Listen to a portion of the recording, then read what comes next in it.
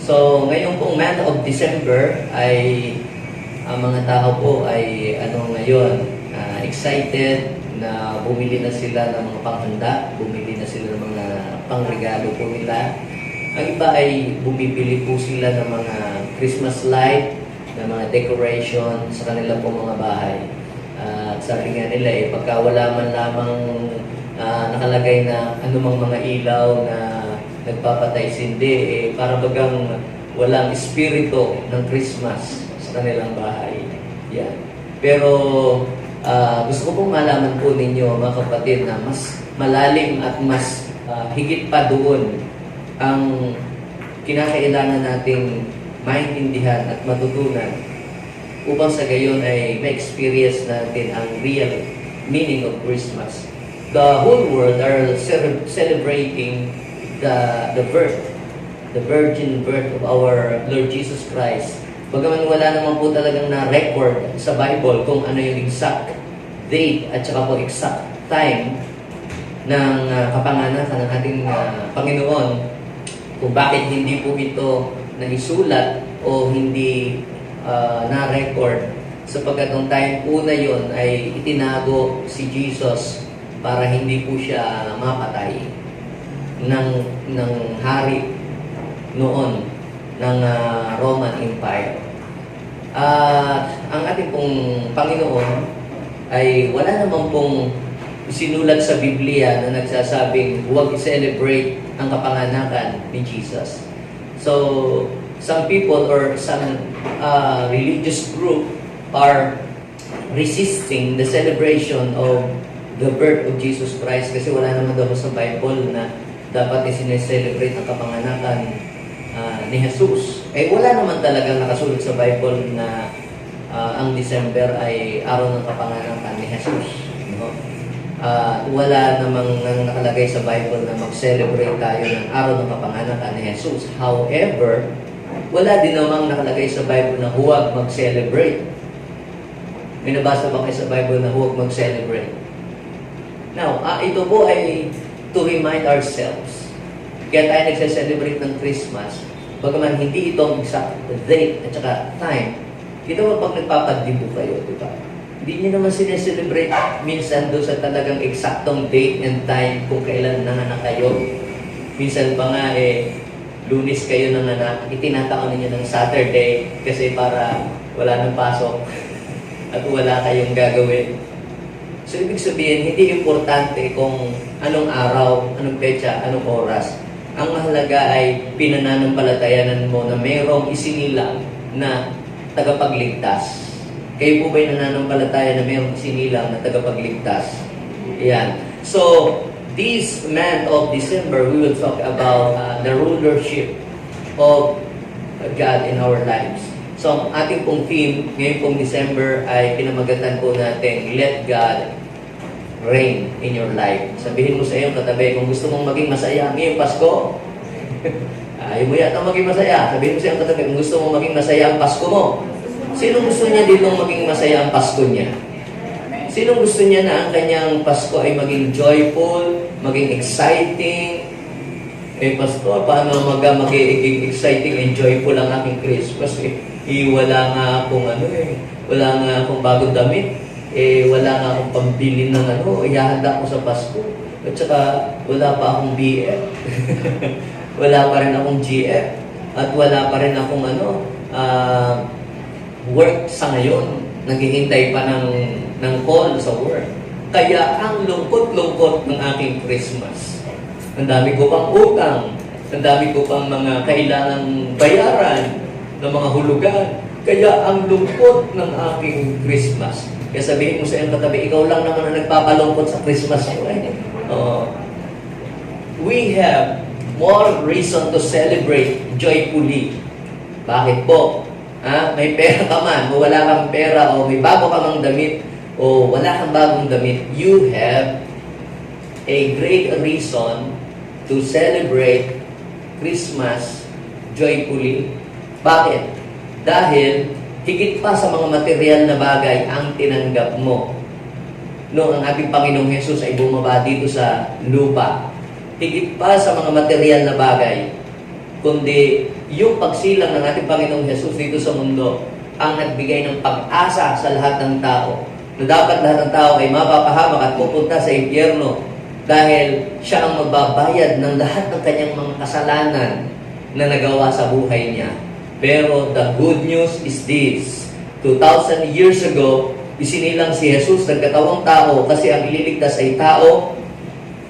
At siya po, mga kapatid, ang nagbayad ng ating mga kasalanan. That's why you have a reason to celebrate joyfully. You have a reason to rejoice. Bakit? Dahil si Jesus, mga kapatid, ang pinakamahalagang regalo ng Diyos na ibinigay sa atin ng Ama. Palakpakan po natin.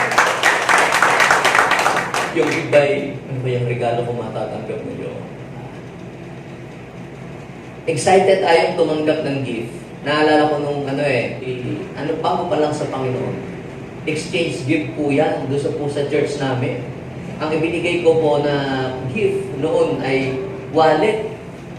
Hindi ho psycho wallet. Basta maganda siyang wallet. Ayaw ko nang ibigay eh. Dahil nagaganda ako sa wallet na yun. Eh ngayon, nung ibinigay ko po yung gift na iyon, wala ho akong natanggap na gift. Tapos nung mag-uuwi na, biglang may lumapit sa akin na babae. May nagbigay din po sa akin, parang wallet din. Siguro ako wallet. Kako bakit malambot? Nung binuksan ko po ay isa pong palmolive at 2 sunset. Eh, ang sama ho ng aking loob. Kaya nung kami umuwi, sila nagsasaya, ako'y nakasimangon. Hanggang sa nung umuwi ako sa aming bahay, eh hindi ako kumakausap. Ako'y pumasok sa kwarto. Pinuntahan mo ako ng aking spiritual father. At ako'y pinagsabihan, alam mo Cleo, mas higit pa sa riyan yung regalo na tinanggap mo buhat sa Panginoon.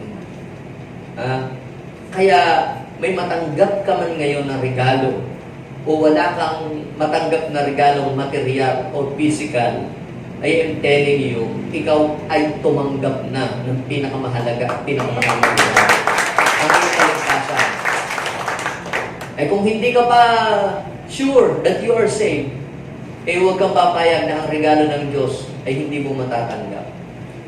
Kahit ang isang tao ay tumanggap ng bulto-bulto o tunito-nilidang regalo, pero kung hindi mo tinanggap si Jesus, you miss the most important gift that God has been prepared to His children.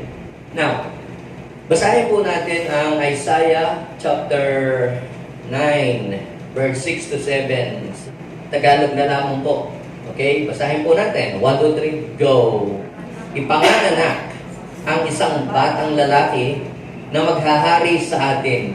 Tatawagin siyang kahangahangang tagapayo, makapangyarihang Diyos, walang hanggang Ama, at prinsipe ng kapayapaan. Hindi magwawakas ang pag-unlad ng kanyang pamamahala at maghahari ang kapayapaan. Siya ang magmamana ng kaharian ni David. Patatatagin niya ito at paghahariang may katarungan at katuwiran magpakailanman. Sisiguraduhin ng Panginoong makapangyarihan na matutupad ito. May the Lord bless His word this morning. Ito pong binasa ko po sa inyo na talata ay hula ni Propeta Isaias. Ang hula niya ay patungkol sa pagsilang ng Kristo, Misaya o tagapagligtas na darating dito po sa mundo. Ngayon, bakit po siya humula ng ganitong mga bagay? Sapagkat si Lord din po ay nagbigay ng pangako sa kanyang bayan na mayroong darating na isisilang na tagapagligtas at siyang maghahari sa sangkatauhan. Noong unang panahon ay walang hari ang bansang Israel. Wala po silang itinalagang hari o wala silang sino mang nagro-rule na hari sa kanila. Ang talagang hari na kinikilala nila sa kanilang bansa ay walang iba kundi ang Diyos na lumalang ng langit at lupa. So meron lamang pong mga prophets, meron lamang mga judges, at meron lamang pong mga priest noon sa bansang Israel. Pero ang bansang Israel po mismo, ang siya pong nag-request na sabi po nila ay ayaw namin na makaharap ang Diyos kasi natatakot kami. Gusto namin tao ang maghahari sa amin. Yun po ang sabi po nila. Sabi ni Moses, Lord, yung pong mga tao, pinapipili po ako ng hari. Dapat daw, gusto nila tao ang maghahari sa kanila. Ayaw po nilang kayo ang maghahari sa kanila. Kaya sabi po ni God kay Moses, hayaan mo. Bigyan mo sila ng hari kung yun ang gusto nila, kung yun ang gusto nila Pero, ito ang sabihin mo sa kanila. Pag sila'y pinamumunuan ng mga hari na yon na kanilang pinili, kukunin nila ang kanilang mga bahay, ang mga ubasan, kung gustuhin yun.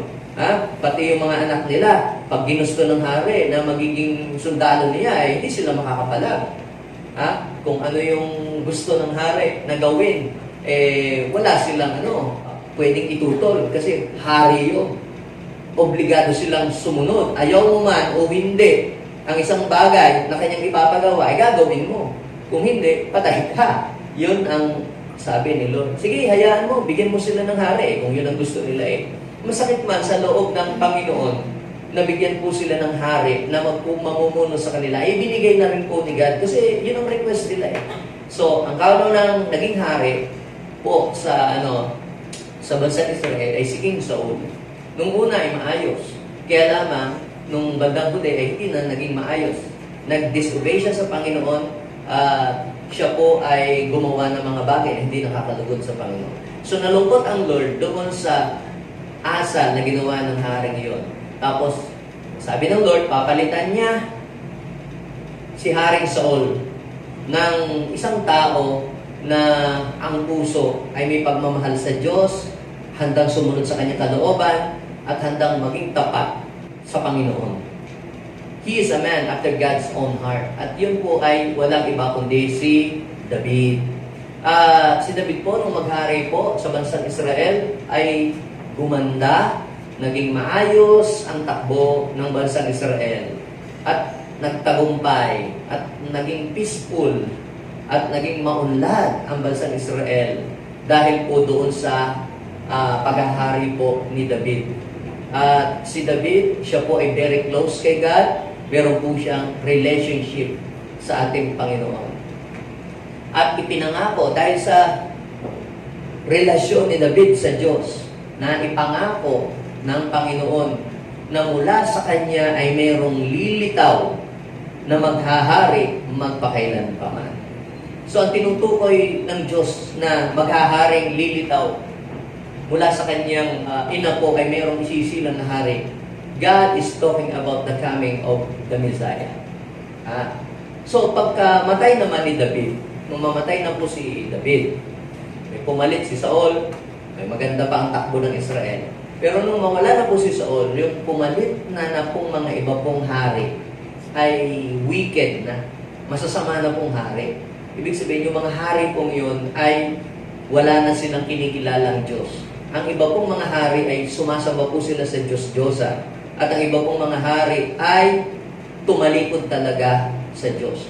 So, ngayon, dahil sa pagtalikod ng hari sa Diyos at dahil sa itong haring ito ay wicked, yung pong tao ay nagsuffer.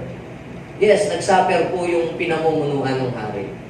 Hanggang sa ang Diyos ay nagalit. Bakit po? Dahil itinakwil nila si God totally. At dahil itinakwil po nila ang Diyos sa buhay po nila at tinalikuran nila ang Diyos at sumamba sila sa ibang mga Diyos-Diyosan, ang ginawa ng Panginoon ay nagpadala ang Diyos ng ibang hari para pagharian ang bansang Israel. At ang buong bansa ay dinala pong alipin sa Babylonia. So sila po ay naging slave. Pinapahirapan po sila doon. For so many years, 70 years na sila po slave sa Babylon. So, during the Babylonian captivities, hindi madali ang kanila pong situation. Talagang kawawa po sila. Then, the Lord sent prophets para i-encourage sila na hindi sila dapat mawala ng pag-asa. Sila man ay dumadaan sa kadiliman, sa difficulties, at sa pangit na situation ng kanilang buhay, meron pa rin magandang plano ang Diyos para sa kanila in the future. At yan ay sinabi ng Panginoon, Jeremiah 29, verse 11, that for I know the plans I have for you, plan to prosper you and not to harm you, to give you a future and a hope. Huwag silang mawalan ng pag-asa, kapit lang. And then kapag ito ay nangyari, you will seek me and you will find me when you seek me with all your heart. And I will bring you back to the place where from you were become captives. Kayo ibabalik ko doon sa lugar kung saan kayo ay kinuha dati. At ang mga kayamanan na wala sa inyo ay aking ibabalik. Ngayon, nung kung sila ay nakauwi na, di syempre, paano sila magsisimulang muli? Ito, after 70 years ng pagkaalipin, bumalik sila sa Israel. Wasak-wasak nga po ang kanilang mga lungsod. Eh, alam mo naman Israel, laging ginegera. Hanggang ngayon, ginegera pa rin. Oh. Ito, ipinahayag ng Panginoon na meron hari na darating. Maglilihi ang isang babae at manganganak ng isang sanggol na lalaki. At siya ay tatawaging hari ng kataas-taasan, kahanga-hanga, tagapayo, makapangyarihang Diyos, walang hanggang Ama, ang prinsipe ng kapayapaan. Yung tinutukoy po sa prophecy na yun ay hindi pa po nangyayari during the time. Hinuhulaan pa lang. And then, after 700 years, ay nagkaroon po ito ng fulfillment. At isinilang po ang ating Panginoong Jesus. And from the time of our Lord, from the time of our Lord Jesus Christ up to now, almost 2,000 years na ang nakalilipas. Ibig sabihin, na-fulfill na po itong prophecy na ito 2,000 years ago. Yung Isaiah chapter 9, 6-7 ay na-fulfill na. At sino ang pumulfill noon? Walang iba, kundi ang ating Panginoong Jesus. At nung dumating ang ating Panginoong Jesus, ay i-demonstrate niya ang kapangyarihan niyang taglay. Nasa kanya ang kapangyarihan ng Diyos. At nalaman ng mga tao na siya pala yung hinirang ng Diyos na magliligtas sa kanya. Ang iba po ay nakilala nila si Lord, si Jesus, na siya'y tagapagligtas, pero ang iba ay hindi nila nakilala. Hanggang ngayon, naghihintay pa rin sila ng darating na tagapagligtas. Hanggang ngayon ay naghihintay pa rin sila kung sino ba talaga yung isisilang na hari. Kasi ang ine-expect nila, yung isisilang na hari ay dapat ay ipapanganak sa magandang hotel or kaya magandang hospital. Kaya lang hindi naman mo, kung parang hindi naman hari kasi isinilang sa sabsaban. Pwede bang maging hari yun? Tapos ine-expect nila nakasakay sa kabayo na maraming mga batalyon. Ito, iba nakasakay sa asno. Sa bisiro ng isang asno. Pero, ipinakita po sa atin dito mga kapatid, yung fulfillment na yung pong kabayo ay, yan po, ay symbolizes ng war. Pero yung asno na kanyang sinasakyan, it symbolizes peace. Kaya si Jesus po, kapag siya ay naghahari na sa ating buhay, ikaw ay magkakaroon ng kapayapaan. Now, ano po ang message naman yan sa buhay natin? Yung kinuwento ko sa inyo kanina, ano naman, connection nun sa buhay natin. Ano pakialam naman natin doon?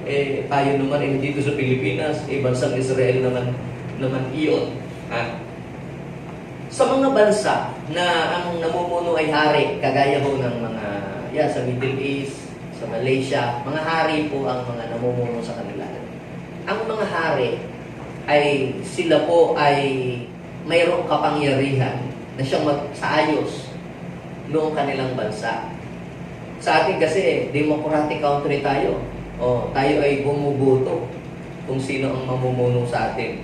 Yan. At tayo pag ayaw natin, sisiraan. So, sa mga bansa kagaya ng mga UK, mga hari, nire-respect po nila. Sila po, yung mga bansa na ang nag-rule sa kanila ay mga king, marunong silang rumispeto sa kanilang mga hari. Nire-respect po nila yon. At hindi sila nagbabanggit ng anumang mga pangit na mga salita. Sila ay pinaparangalan nila ang kanila pong mga hari. Now, sa buhay din naman ng tao, kung bakit nagiging worse ang buhay ng isang tao ay depende kung sino ang naghahari sa kanya. Now, pag tinignan niyo yung story ng Bible, nagiging maganda ang takbo ng isang bansa kapag mabuti ang naghahari sa bansang iyon. Napapansin niyo ba sa story ng Bible? Kapag wicked ang haring namumuno sa isang bansa, nagiging hindi maganda ang takbo ng bansa na iyon. Kapag mabuti ang naghahari sa isang bansa, maganda rin ang nangyayari doon sa bansang iyon. Now, dalahin natin naman sa ating buhay. Ano ang koneksyon nun sa ating buhay? Bakit may mga tao na salbahe? Bakit may mga tao na wicked? Bakit may mga tao na gumagawa ng mga kasamaan at mga hindi mabubuting bagay? Maaaring sasabihin, dapat sana lahat ng mga tao mababait na lang. Tsaka mga honest na lang lahat ng mga tao para ang mundo ay magiging matahimik at magiging mapayapa. Now, it is impossible na ganun ang mangyari. Bakit? Dahil iba-iba ang naghahari sa buhay ng isang tao. Tanungin mo nga ang iyong katabi. Ikaw, sino ba ang naghahari sa iyo? Tanungin mo nga ang iyong katabi, kalawit ka ng sino ba ang naghahari sa buhay mo? Sa kabila naman, sino ang naghahari sa buhay mo? Kapag sinabi po nating paghahari, ito yung kumukontrol sa buhay ng isang tao. Kung sino ang naghahari sa iyo, yun ang kumukontrol sa buhay mo. So kung sino ang naghahari sa buhay mo, yun ang may control sa iyo, yun ang sinusunod mo, at yun din ang iyong nire-respeto. Pinyo. Bakit may mga taong wicked? Bakit may mga taong masasama? Bakit may mga taong palaaway? Bakit mga taong palamura? At ba't may mga tao namang mababait? Ba't may mga tao namang matutulungin? Ba't may mga tao namang mga peaceful? Dahil po, depende kung sino ang naghahari sa buhay ng isang tao. May mga tao na ang naghahari po sa kanila ay ang devil or si Satan. Kita nyo, kapag ang demonyo or si Satan ang naghahari sa isang tao, ano ang nangyayari sa isang tao? Siya po ay walang takot na pumatay. Siya po ay walang takot na gumawa ng masama. Siya ay walang takot na gumawa ng mga wicked thing. Bakit? Sapagkat siya ay pinaghaharian ng demonyo. Ano ba ang sabi ng Bible? The devil came to steal, to kill, and to destroy. So kung ano ang ginagawa ng devil, yun din ang kanyang ginagawa. Siguro masasabi ninyo, pag napapanood nyo sa TV, sa mga YouTube, sa social media, ano ba naman yun? Parang hindi na nakonsensya sa ginawa niyang kasamaang yun. Hindi man lamang natakot, hindi man lamang nakonsensya sa ginawa niyang masama. Why? It is because he is under the control of evil. So kaya ang isang tao ay nakakagawa ng masama, nakapagkukumit ng crime, para bagang pag hindi siya nakapatay o hindi siya nakagawa ng hindi mabuti, ay parang kulang sa kanya ang buhay. Hindi siya masaya. Ang mga pinaghahari ng diablo, hindi masaya pag hindi nakapatay, hindi masaya pag hindi nakapagnakaw, hindi masaya kapag hindi nakagawa ng mga crime. Kumbaga, ito ay bumubukal sa kanila. It is because they are under the rulership of evil. Kaya kapag ang demonyo ang naghahari sa buhay ng isang tao, walang kabutihan kang makikita sa kanya. Some people ay pinaghaharian po sila ng kasalanan. Yung mga tao naman pong pinaghaharian ng sin o ng kasalanan, parang kulang ang kanilang araw kapag hindi sila nakagawa ng kasalanan. Kulang ang kanilang araw pagka hindi nakapagbisyo o hindi nakapangloko, o yung mga bagay na kanilang ginagawang mali ay parang ipinagmamalaki pa. Ako'y naka5 chicks ngayong taong ito. Ako'y nakapang-scam ng 10 tao. Parang ikinukwento po pa nila yung kanilang ginawang mali at sila'y masaya pa. At yung mga taong pinaghaharian ng kasalanan, tingnan nyo po, sharean ninyo ng Word of God at ikaw ay tatawanan lamang. At ikaw ay iinsultuhin lamang. Bakit po? Sapagkat ang mga tao pinaghaharian ng kasalanan ay walang desire sa mga bagay na mabuti, sa mga bagay na may kabanalan. Wala silang desire sa mga bagay patungkol sa Diyos. Ayain mo sa inuman, sa sugalan, sa mga mundong mga bagay, in na in sila. Pero invite mo sa church, ay, di ako nababagay dyan. Ayaw nila. Bakit? Because sila po ay pinaghaharian ng kasalanan. Some people, kung bakit naging worse ang kanilang buhay, ay sila ay pinaghaharian po ng takot. Sino po sa inyo dito ang napagharian na ng takot? Yung pong ayaw mong mag-business kasi natatakot ka dahil baka malugi. Ayaw mong mag-take ng board exam kasi natatakot ka dahil hindi ka makapasa. Ayaw mong mag-apply ng work kasi natatakot ka dahil baka hindi ka matanggap. Ayaw mo mag-share ng word of God kasi baka i-reject ka. At mapansin nyo, pagka ang isang tao ay pinaghaharian siya ng takot, napaparalyze ang kanyang buhay. Kita nyo po, dahil po, minsan doon sa mga bad experiences ng isang tao, siya po ay nagkaroon ng fear. Ayaw nang magpaligaw dahil nabasted o naloko nung unang nanligaw sa kanya. Kaya tumanda na sa pagkadalaga. O tumanda na sa pagkalalaking hindi nag-asawa. Pagkabinata, yun. I'm sorry, nakalimutan ko bigla. Yung ganun, sa takot nila, dahil sa kanilang mga bad experiences, ayaw nilang maulit-muli yung mga pangit na nangyari sa kanila. Because of fear, naparalyze sila. Because of fear, ayaw nilang mangarap. Because of fear, ayaw nilang mag-move forward. At kapag ikaw ay nakontrol ng fear o pinaghari, kasi pag ikaw ay pinaghaharian, nakokontrol ka ng naghahari sa iyo. So pag pinaghaharian ka ng takot, napaparalyze ang iyong buhay. Ang iba naman, hindi takot ang naghahari sa kanila. Ano ang naghahari? Galit, puot, sama ng loob. Yung bang negative emotion. Ikaw ba ay napaghaharian, pinaghaharian ng negative emotion? Ano ba yung mga negative emotion na naghahari sa buhay ng isang tao na kapag yun ay naghari sa kanya, hindi nagiging maganda ang outcome para sa kanya? Jealousy. Makikita niyo po sa mga balita, YouTube, social media, dahil sa selos, pumatay. Dahil sa selos ay namaril. Dahil sa selos ay gumawa ng hindi mabuti. So kapag naghari ang negative emotion sa buhay ng isang tao, hindi nagiging maganda ang kanyang aura o hindi nagiging maganda ang manifestation nito sa buhay niya. See, nakikita niyo po ba na kapag kung sino ang naghahari sa buhay ng isang tao, yun ang may control sa kanya? Now, the question is this. Sino ang gusto mong maghari sa buhay mo? Sabi po ng Romans chapter 6, verse 12 to 13, huwag ninyong paghariin ang kasalanan sa inyong katawang may kamatayan. Bakit?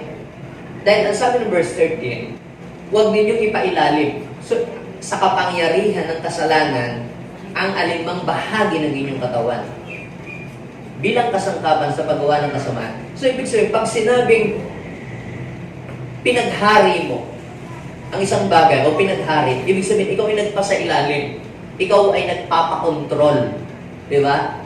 Pag ikaw ay may pinaghahari sa buhay mo, pinaghaharian ka, ibig sabihin, inaalaw mo ang iyong sarili na makontrol ka ng bagay na naghahari sa iyo. Are you with me? Yan. Now, ang tanong ay, sino ang gusto mong maghari sa iyong buhay? At sino ba dapat ang maghari sa ating buhay? Sabi po ng Romans chapter 13 verse 14. Ang sabi doon, ang Panginoong Hesukristo ang paghariin ninyo sa inyong buhay. Sabihin mo sa iyong katabi, si Lord ang dapat maghari sa iyong buhay. Wala nang iba. If you want your life to become peaceful and joyful, ngayong Pasko, if you want to experience the real meaning of Christmas, if you want to become a real happy, tinabi mo, masaya lang kasi maraming handa. Masaya lang kasi maraming nagbigay ng papasko. Maraming natanggap ng grocery. Masaya dahil maraming tinanggap na na mga gift. Paano kung walang nagbigay sa iyo? Dahil hindi naman lahat ay maraming natatanggap na gift. Pero meron pa rin dahilan para maging masaya ka. Kapag pinaghari mo ang Panginoon sa iyong buhay, ikaw ay magiging totoong masaya. Sabi ng Bible, ang Panginoong Jesucristo ang paghariin mo sa iyong buhay at huwag ninyong sundin ang masamang hilig ng inyong katawan na dulot ng kasalanan. Now, who you want to reign in your life is a matter of choice. Kung sino ang gusto mong maghari sa iyong buhay, yan po ay nakabase sa iyong pagpili. Sino ba ang gusto mong maghari sa buhay mo? Tatanungin ko po kayo, sino ang gusto po ninyong maghari sa inyong buhay? Ibig sabihin ay, who you want to reign in your life. Pag sinabing to reign, it means to control, to rule, and to lead. Sino ang gusto mong mag-rule sa iyo? Sino ang gusto mong maghari? Sino ang gusto mong mag-control ng iyong buhay? I am telling you, kapag ang isang tao pinagharian ng demonyo, kapag ang isang tao pinagharian ng kasalanan, kapag ang isang tao pinagharian ng takot, kapag ang isang tao pinagharian ng mga negative emotion, his life or her life will become more worse and evil. Nagiging masama at nagiging worse ang buhay ng isang tao kapag hindi ang Diyos ang naghari sa kanyang buhay. Sabihin mo sa iyong katabi, kapag pinaghari mo ang Diyos sa iyong buhay, siguradong hindi ka lugi. Yes! Walang lugi kapag ka ang Diyos ang pinaghari mo sa iyong buhay. Sabihin mo sa iyong katabi, kapag si Lord ang naghari sa iyong buhay, hindi ka lugi, tubo ka pa. Amen? Palabakan natin si Lord. Now, why is it important for God to reign in our lives? Bakit napakahalaga na ang Diyos ang ating paghariin? Sabi ni Paul sa Romans chapter 13 verse 14, ang Panginoong Jesus ang paghariin ninyo sa inyong buhay. Bakit? Huwag daw ang kasalanan. Dahil kapag ka ang kasalanan na naghari sa buhay ng isang tao, ang buhay ng isang tao ay hindi mapapabuti. But when you allow God, when you allow Jesus to reign in your life will never be the same again. Tatlong mahal ko yung There are three important things that we can learn kapag pinaghari natin ang Panginoong Jesus sa ating buhay. And then the rest sa mga susunod na mga Sundays. Una, ito po ang dahilan. Because God bought us with a great price. Bakit si Lord ang may karapatang maghari sa atin? Dahil siya ang nagbayad at tumubos sa iyo. Dahil binili ka niya. During Bible times, yung mga Old Testament times, pag binasa niyo po ang mga story po doon, sila po ay bumibili ng mga slave. Meron po silang palengke na binibilihan talaga po nila ng mga katulong nila sa kanilang mga palasyo. It's a great honor kung ikaw ay nandun sa tindahan, no? Nasa tindahan ng mga slave. Tapos, ang nakabili sa iyo ay hari. Siyempre, pag nabili ka ng hari, titira ka sa palasyo. Yes, ganun po ang ginagawa po nila. Pagkatapos, babayaran ka doon sa mismong nagbenta sa iyo. Pero ikaw, wala ka ng kapangyarihan sa iyong sarili. Ang may kapangyarihan ay kung sino yung nakabili sa iyo. Kasabihin mo sa iyong katabi, merong nakabili sa iyo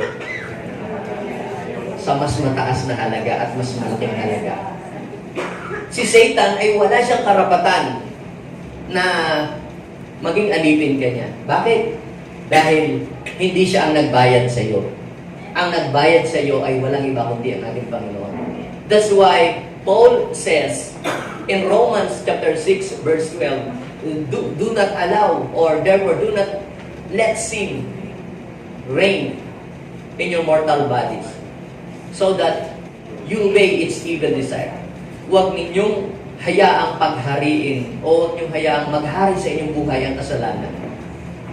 Sa halip, ano dapat natin gawin? Dapat sigad ang ating paghariin sa ating buhay. Kasi tayo kinuha niya mula sa dilim, dinala tayo sa liwanag. Nung binili ka ng Panginoon, tinubos ka ng ating Panginoong Jesus mula sa kamay ng kaaway, kinuha ka niya sa dilim at dinala ka niya sa liwanag. Ang sabi po ng Book of Corinthians chapter 6 verse 20, sabi po doon sa 1 Corinthians 6:20, you were bought at a price. Sabihin mo sa iyong katabi, binili ka ng Panginoon. Ha? Paano ba tayo binili ng Panginoon? Ha? Hindi gold and silver ang kanyang pong ipinambili. Ang kanyang ibinayad ay walang iba kundi ang buhay ng kanyang anak. Walang iba kundi ang ating Panginoong Jesus. Siya yung nagbayad ng ating mga kasalanan. So anong dapat natin gawin? Ang dapat po natin gawin, we must honor God with our bodies. Ipagamit natin ang ating katawan to glorify the Lord. Use every part of your body to glorify God. Ginagamit ba natin ang lahat ng bahagi ng ating katawan para mag-glorify ang Diyos? Ang ating bibig, paano natin ito ginagamit? Nakaka-glorify ba kay Lord kung ikaw ay magmamarites? Hindi yung kabate na marites, yung magchichismis. Ibig sabihin ay ipagkukwento mo kung ano yung mga fault ng ibang tao. Instead na ikwento mo ang mga weakness, ang mga fault ng ibang tao, ang ikwento mo na lang ay yung magandang ginawa ni Jesus sa iyong buhay. At mag-glorify pa si Lord sa pamamagitan ng bahagi ng iyong katawan. So, how to use our body or every parts of our body to glorify the Lord? Kung ikaw ay may bibig, nakapagsalita ka, i-share mo si Jesus. Mag-encourage ka ng mga tao. I-share mo ang magandang balita. I-share mo ang plano ng Diyos para sa buhay ng ibang tao. How can we use our hands to glorify the Lord? Instead na ikaw ay manakit, instead na ikaw ay mangupit o gumawa ng mga bagay na hindi nakakalugod sa Diyos, gamitin mo ang iyong kamay sa pagtulong sa iyong kapwa at mapaparangalan ng Diyos. Alapakan natin sa Diyos. Paano mag-glorify ang Lord sa pamamagitan ng ating mga paa? Instead na lagi kong nasa sabungan dati sa pingguhan doon sa sugalan dati ang punta at sa inuman. Pumunta ka sa gawain, humayo ka, sumama ka sa amin sa outreach, magbibigyan ka mo ng kaluwalhatian ng Diyos. Yes. Kaya sabi ng Lord, di ba? Kay gandang pagmasdan ang mga taong dumarating na mayroong dalang mabuting balita. Sa Greek word, ay kay gandang tingnan ang kanilang mga paa. Di ba? Kaya sabihin mo sa iyong katabi, binayaran ka ni Lord. Dapat si Lord lamang ang dapat makinabang sa iyo. Yes! Amen? Sino po dito ang bumili ng mga personal na mga gamit? Like shoes, like a sleeper, like yung mga simple things na ginagamit mo palagi. So like, ano ang nararamdaman nyo kapag gising kayo umaga, nawala yung inyong step in, nawala yung inyong tsinelas, gagamitin nyo yung tsinelas pang bahay? Sino naman gumawa? Sino naman gumawa? Di ba? Masaya, malungkot. Di ba nakakagalit? Ako bumili niyan. Bakit iba ang gumagamit? Alam niyo po, malungkot si Lord kapag mayroong ibang gumagamit sa iyo. Masaya si Lord kapag ginagamit ka for the glory of God. Now, ang sabi po ng 1 Corinthians 7 verse 23, anong sabi? God paid a high price for you. God paid a high price for you so that don't be enslaved by the world. Tayo pala'y binili. Dahil sa ikaw ay binili, ang may karapatan sa iyo ay yung bumili sa iyo. You have a high value. Kita nyo, kapag ikaw ay binili, ikaw ay meron kang halaga doon sa bumili sa iyo. Am I right? Sabihin mo sa iyong katabi, mahalaga ka kay Lord. Huwag mong isipin, hindi naman siguro ako mahalaga. Sila lang, kasi mahirap lang ako. Hindi ako mahalaga kay Lord. Walang taong walang silbi sa Panginoon. Lahat ay may halaga kasi kasama ka sa binayaran ng Panginoon doon sa krus ng Calvario. Amen? Yun ang una. Kapag binili ka, meron kang halaga. Pangalawa, ito, kapag binili ka, iingatan ka. Meron po ba kayong binili ng mga gamit ng mga mamahalin? Yung talagang precious. Bumili ka ng mga jewelries. Hindi mo binili sa ano lang sa Shopee Talagang binili mo dun sa mga talagang kilalang store na nagtitinda ng mga gold. Yung ba'y pakalat-kalat lang dyan sa tabi-tabi? Actually, bumibili ka pa nga ng jewelry box. Tinatago mo pa yun sa ilalim-ilaliman ng baon at drawer. Bakit? Kasi pinoprotektahan mo po ito. Bumibili ka pa nga ng vault para ilagay ito doon, para hindi manakaw at para hindi ito mawala. Bakit? Because yung mga jewelries na yon ay merong value. Ito ay mahal. Now, what is the point? Dahil binili ka ng Panginoon, hindi ka lang may halaga. Ikaw din, you are entitled sa protection ng Diyos. Sabihin mo sa iyong katabi, you are entitled to God's protection. Iingatan ka niya. Yes. Ano sabi ng John chapter 10, 27, 28, I have given you eternal life and no one can snatch you out of my hands. Kaya sabihin mo sa iyong katabi, kapag ka si Lord ang pinaghari mo sa buhay mo, walang makakaagaw sa iyo. Basta, manatili ka lang sa kamay ni Lord at huwag kang tatalon. Amen? Now, yun ang una na reason. Bakit siya ang dapat maghari sa ating buhay? So, Christmas is about God's rulership and God's reign. Kung hindi naghahari ang Diyos sa iyong buhay, malungkot ang iyong Pasko. Kahit marami ka pang handa, kahit marami ka pang mga binili na mga gamit para sa Pasko, pero nakalimutan mong paghariin si Lord sa iyong buhay, napakalungkot ng iyong Pasko. Hindi tunay na masaya ang iyong Pasko. Bakit? Because you miss the important person to celebrate, and that is our Lord Jesus Christ. Sineselebrate natin ang paghahari ng Diyos sa ating buhay. So, pangalawa, mga kapatid, na gusto ko pong i-share sa atin, God can repair everything that has been damaged in our life. Siguro, meron po kayong mga tinitirahan na mga lugar or place na yung mga sira-sira, mga kalsada, hindi maayos ang mga drainage. Ano ba naman itong, siguro minsan, ano ba namang ginagawa ng aming leader? Ano ba ginagawa ng aming mga kapitan? Ano ba ginagawa ng aming mayor? Hindi man lamang mapaayos at mapaganda ang karsada, puro maputik.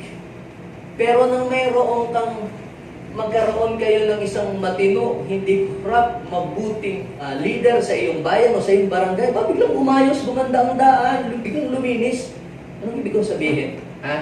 Ang pag-ayos o ang pagganda ng takbo ng isang community ay depende kung sino ang namumuno sa community na yon.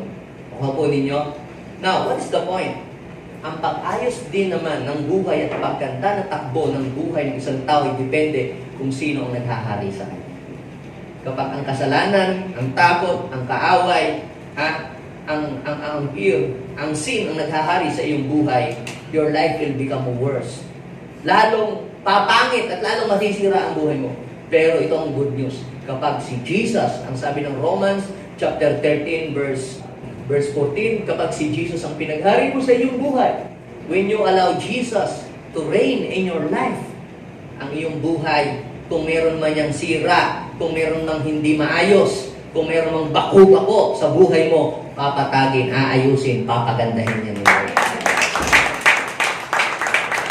Tingnan ninyo po, ang sabi ng Psalms 147 verse 3, He heals the broken-hearted and binds up their wounds.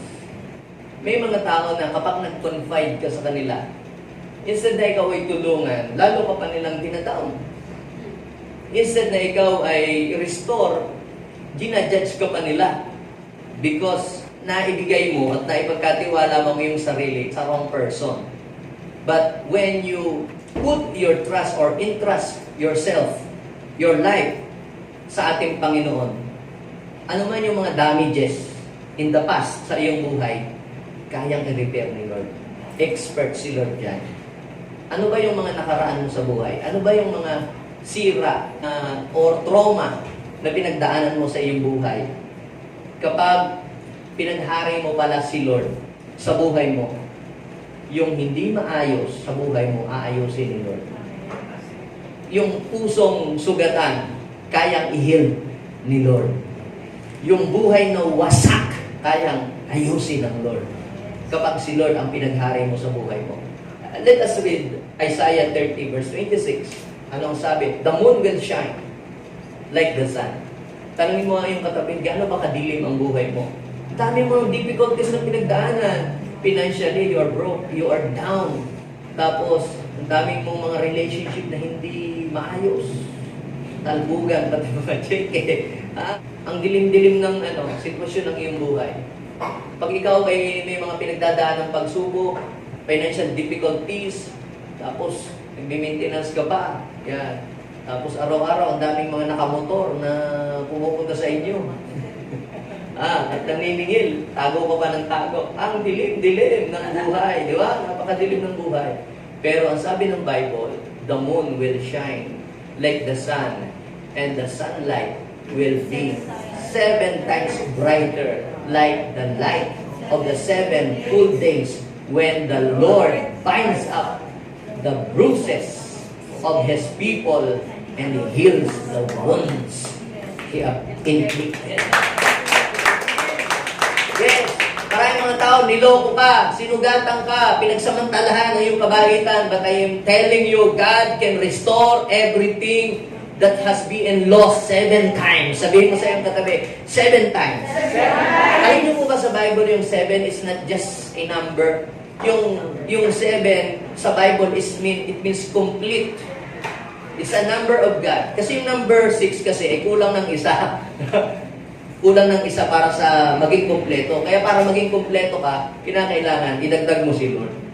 Now, yung madilim daw na buhay mo ay magliliwanag kapag ang Diyos ang naghari sa iyong buhay. Amen? Then last, at ito po yung pangatlo. God can fill everything that is missing in our lives. Alam niyo, sa totoo lang, mga kapatid, tayo po ay dinisign ang buhay natin na talagang dapat ay si Lord ay narito, nakasama natin. Sino po dito yung naglaro na ng word puzzle? O may mga anak kayo na naglalaro ng puzzle? Ano yung halimbawa, mukha ng eagle, tapos diba yung word puzzle, yung bubuuin mo siya para makomplete or makompleto yung mukha ng eagle or lion. Kapag meron po dong missing piece, isang mawala lang na isa, hindi mo na siya mabubuo. Kahit humanap ka ng karton, uy, ito, pwede na rin siguro ito. Drawingan mo ng mukhang anak, ilalagay mo doon sa pinaka-ilong, kunyari yung ilong na wala. Lagay mo. Pangit, di ba? Hindi match. Bakit? Sapagkat hindi talaga yun yung original na piraso or piyesa na nawala para mabuo ang isang word puzzle. What is the point here? Ganon din ang buhay natin. Hindi ito mabubuo if God is missing. Kung wala ang Diyos sa ating buhay. Meron pong isang great mathematician. Pangalan niya po ay si Blaise Pascal. Ang sabi niya, ang puso daw po ng tao ay meron daw pong vacuum. Ano niyo po yung vacuum? Yung parang may hukay sa loob na hindi niya ma-define kung ito ay square, ito ay triangle, ito ay circle, or oval, or oblong. Basta, sabi niya, ang heart ng tao ay may vacuum. At pinipilit daw po ng tao na ito ay mapunuan ng fame, ng material things, ng mga worldly things, anything na gustong gawin ng tao para lang mapunuan yung vacuum sa heart na yun. Pero hindi kayang punuan ng mga material things or something dito sa mundong ito. Ang tanging makapagpupuno lang ng vacuum na yon sa puso ng isang tao ay walang iba, kundi si God. Kaya pala, bakit nakakasampung jowa na hindi pa rin siya maging masaya?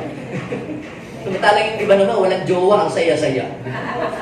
Di ba? Bakit? Because God can satisfy every needs of our heart. Kaya huwag niyo naman laging, huwag niyo laging pilitin, ikaw ay kapag daw ang nag-asawa ay yung 18 years old, ang tawag po daw dyan ay surprise.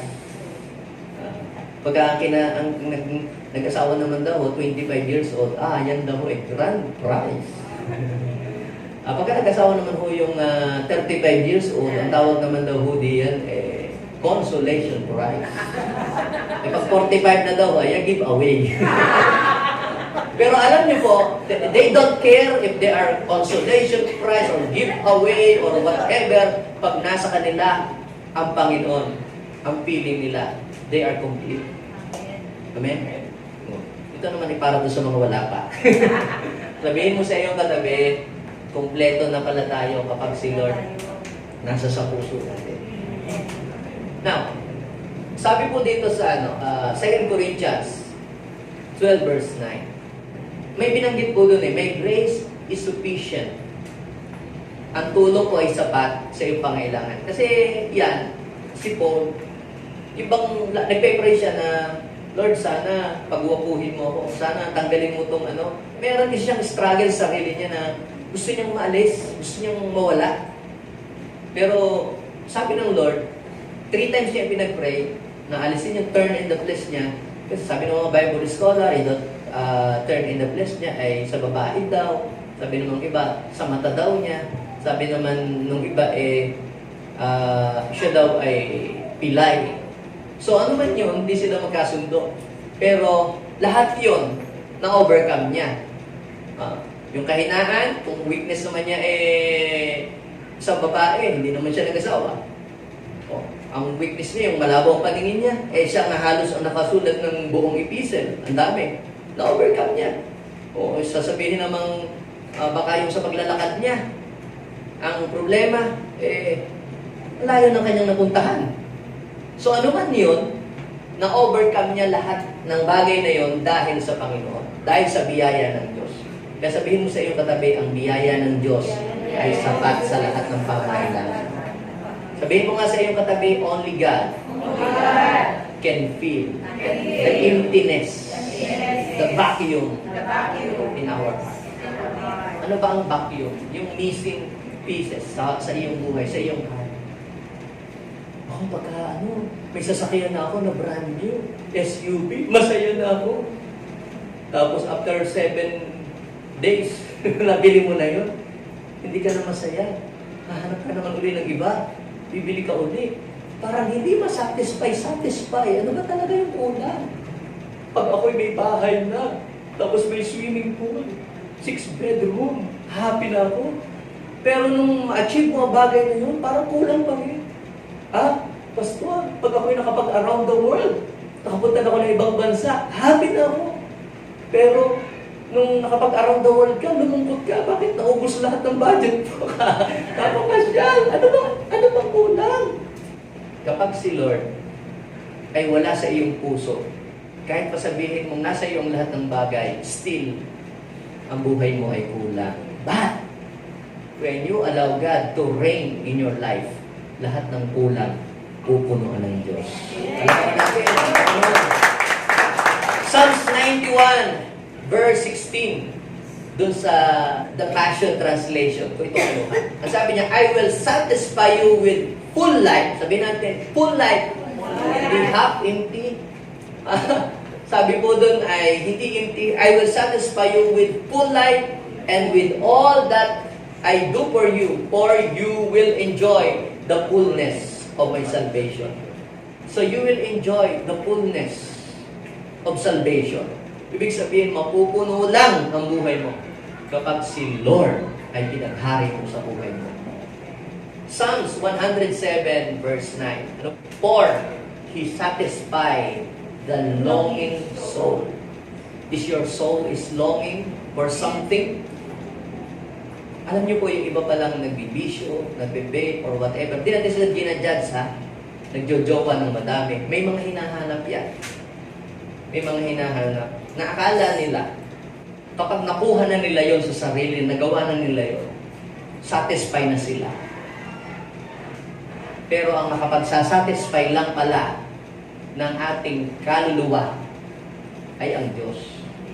For He satisfies the longing soul and fills the hungry soul with goodness. Sa ibang translation, He will fill the hungry with good things. Are you hungry for God? Then good things is yours. Amen. Are you ready to fill your heart with God? Handa na ka ba na bang punuin ni God ang iyong buhay? Kailangan paghariin mo siya. Let God reign in your life. Now, this is my first message. Let God reign in your life. Gusto mo bang maging masaya ang iyong Christmas? Gusto mo bang maging payapa ang iyong Christmas? Gusto mo bang maging exciting ang iyong Christmas? Gusto mo bang maging kakaiba ang iyong Christmas? Iba sa traditional na way ng celebration ng Christmas? Ito ang secret. Let God reign in your life. Tayo pong lahat ay tumayo sa oras na ito. Kung hindi pa po ninyo nasubukan o naranasan na paghariin si God sa inyong buhay, ito po ang oras, ito po ang panahon, ito po ang pagkakataon. This is your chance na paghariin siya sa iyong buhay. Dami nang naghari sa buhay mo. Naghari ang lungkot, naghari ang kaaway, naghari ang kasalanan, naghari ang dilim, lahat naghari. At ibang tao, pinaghari mo na sa buhay mo. Sila na ang nagkontrol sa buhay mo. Pero napagod ka lang, nahirapan ka lang, naloko ka lang, nadaya ka lang. Pero sa oras na ito, why hindi mo itry na si Lord ang paghariin sa iyong buhay? Try the Lord to rule and reign in your life. And I am telling you, hindi ka malulugi kapag si Lord ang pinaghari mo sa buhay. You will experience the true meaning of Christmas. Magiging joyful. And you will experience the real joy, real peace that you have never experienced before. Yung mga naunang mga Christmas ninyo, nagastusan lang kayo, napagod lang kayo, but still, your life is empty or remain empty. But today, when you try Jesus to rule and reign in your life, lahat ng kulang, lahat ng wala, yes, kaya niyang ibigay sa'yo. Yes, Lord. Aminin mo kay Lord. Marami nang naghari sa buhay mo. Pagod ka na. Naghari ang takot. Kinontrol ka ng takot. Na-paralyze ang buhay mo. Naghari sa iyo ang kaaway. Pinasama ang buhay mo. Naghari sa iyo ang sin. Napagod ka lang. Nag-iwan lang ito ng damage and wound. Damages and wound sa puso. Nung naghari sa iyo ang negative emotion, nagkaroon ka lang ng maraming kaaway. Nagkaroon ka lang ng maraming hindi kasundo. And you are hopeless now. Saan ka pupunta? I am telling you, mayroong isang hari na naghihintay na handa kang tulungan at palayain sa iyong kalagayan, and that is our Lord Jesus. He is the King of Kings. Siya ang makapangyarihang hari na dapat ay maghari sa buhay mo mula ngayon. Lagay po natin ang ating kamay sa ating puso. Hallelujah. Hallelujah, Jesus. Lagay natin ang ating kamay sa ating heart. sa oras na ito, let's surrender ourselves. Let's focus our heart and our mind to the real King. And that is our Lord Jesus. And let's surrender ourselves. Aminin natin, hindi tayo napabuti ng pinaghari natin ng iba sa buhay natin. Hindi napabuti, hindi gumanda ang buhay natin. Surrender and ask forgiveness, Lord. Patawarin niyo po ako. Linisin mo po ako.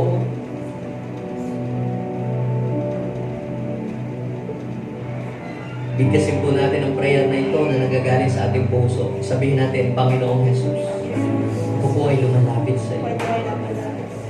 Sinusuko ko sa iyo ang aking buhay.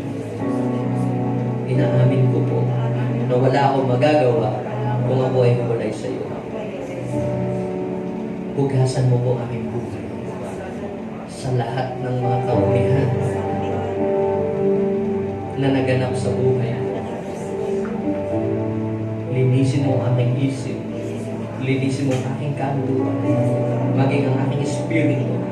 Maging ang aking katawan. Hugasan ng iyong banal na dugo. Gawin po karapat-dapat sa iyong kaharian. Panginoong Jesus, binubuksan ko ang aking puso at tinatanggap kita ng totohanan bilang aming tunay na hari. Panginoon at tagapagligtas. Mula ngayon, ikaw na ang uupo sa trono ng buhay ko. Mula ngayon, hindi na ako, kundi ikaw ang masusunod. Mula ngayon, ikaw ang maitataas sa buhay ko. Hindi na ang aking sarili. Inaangkin ko, Panginoon, ang kaligtasan at ang buhay na walang hanggan na iyong ipinangako. Sa pangalan ni Jesus, punuin mo ng kapayapaan, ng tunay na kagalakan at kaligtasan ng buhay ko. Sa pangalan ni Jesus. Amen. Ako na lang ang magpe-pray. Abba Father, I pray right now. Iparanas niyo po sa kanila, Panginoon, ang difference kapag ikaw ang naghahari sa buhay. Lord, their lives, O God, will never be the same again. Ang buhay namin ay aayos, mas magiging maganda, at mas magiging exciting, joyful, and peaceful kapag kayo ang naghahari. We allow you, Lord, to rule and reign in our lives. At mula ngayon, God, may magandang mangyayari sa amin. Ang buhay namin hindi na magiging katulad noon. Ang buhay namin, O God, ay pabuti ng pabuti, paganda ng paganda, paunlad ng paunlad, dahil ikaw ang naghahari sa amin. Bless all those people who attended this first service, O God. Maraming salamat. In Jesus' name, Amen and Amen.